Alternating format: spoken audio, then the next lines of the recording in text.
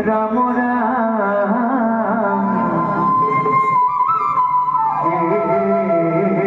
হওয়া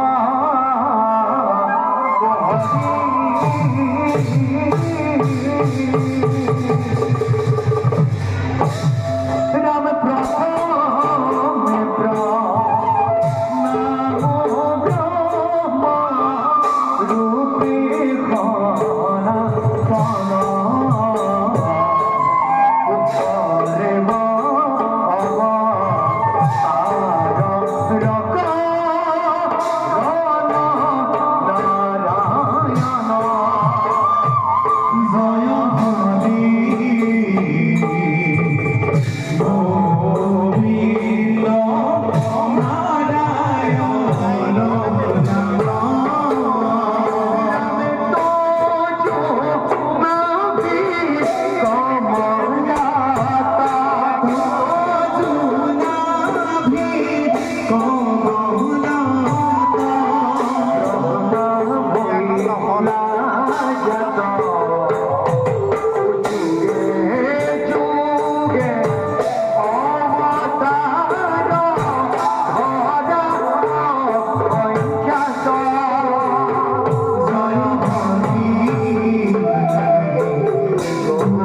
গোবিন্দ নারায়ণ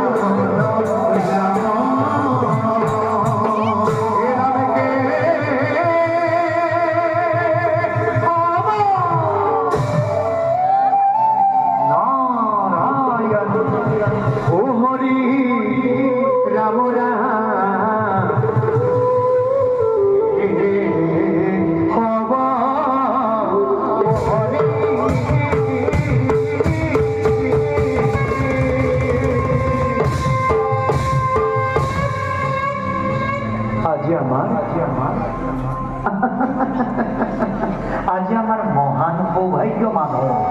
বৈকুণ্ঠপুরী তাহি উপস্থিত হয়ে জগতর হর্তাকর্তা কমলাক্ষ দেব নিরঞ্জন আর জগতে আয়ের ভগবতীর কিন্তু সাক্ষাৎ সত্যন্য শরণ পাইছো দরিব হে ভগতর ভয়হারী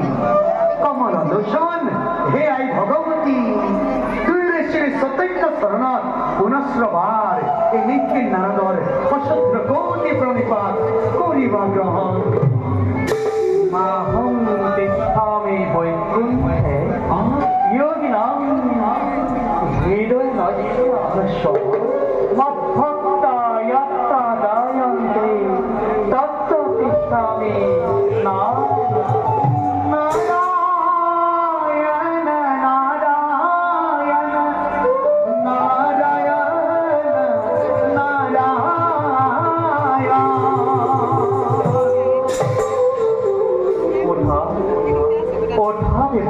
নারায়ণ পরম তত্ত্ব আমি তোমার মন পান হরিয়া তোমার সুমধুর শিখুনি সঁচাকৈ মুগ্ধ আমি তুমি নারায়ণ পাৰ পোৱা প্ৰভু অকস্মাতে আগমনৰ উদ্দেশ্য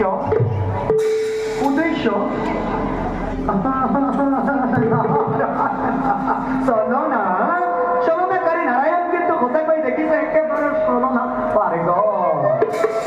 তুমি তো জানাই অন্তজমে তুমি ভগবন্ত দুই জনরে চৈতন্য চরণ যুগল দর্শনেই যে নিষ্ঠিক নারদর জীবনের প্রধান কর্তব্য কিন্তু কিন্তু কিন্তু বলে রাজ্যে ভরেছি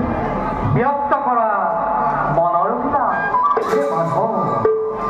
তোমাৰ এই অপূৰ্ব নামৰ মহিমা পাহৰি মত্যৰ মানৱ কিংবা সৰগৰ দেৱতাই অন্যায় অপ্ৰীতি অহংকাৰ প্ৰয়াসে চলাব লাগে ইমানতো ভগতৰ ভয়হাৰী দেৱ নিৰঞ্জন হৈ কেতিয়াও কিয় বা ধৰিত্ৰীৰ দুখ কৰা নাই মোচন দেৱৰে প্ৰভু ধৰিত্ৰীৰ দুখ আমি পাৰিছো দিব নাৰায়ণ শুনা দেৱৰী প্ৰভু বহুমতী মহাজনতী কৰি ৰসানৰে কমলৰ কথা আমাৰ নহয় জ্ঞান নাই এটি মই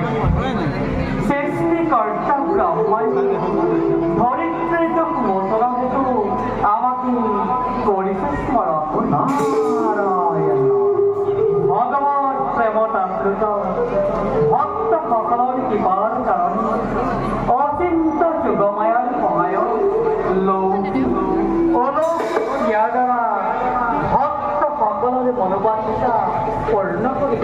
না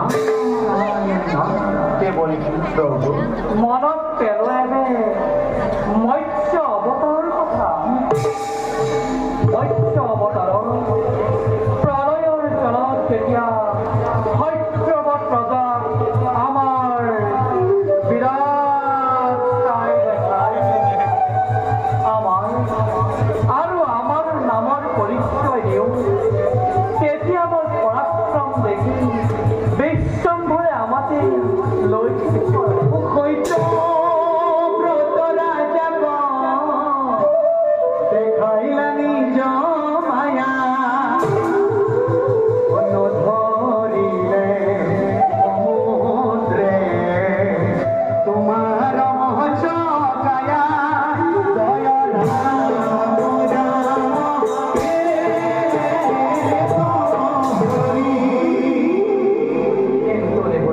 প্ৰভু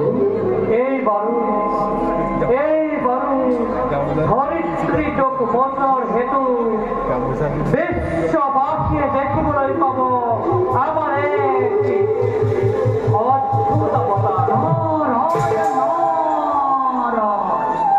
গতিকে আমাৰ এই সকলো কাৰ্যত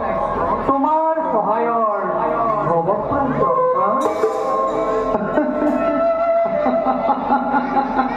নাৰায়ণ নাৰায়ণ হে জনাৰ্দন,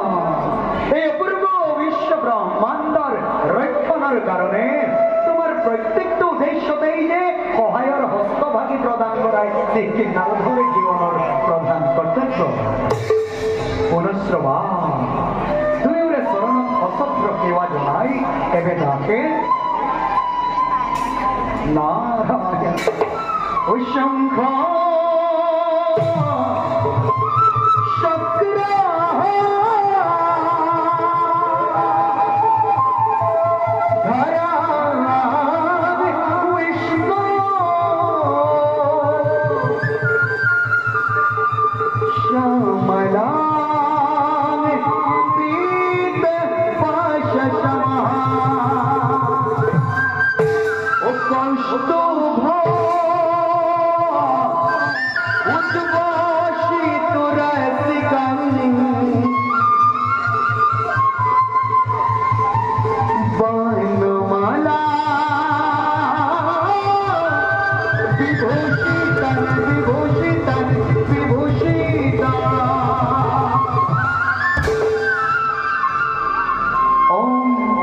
स्वरूप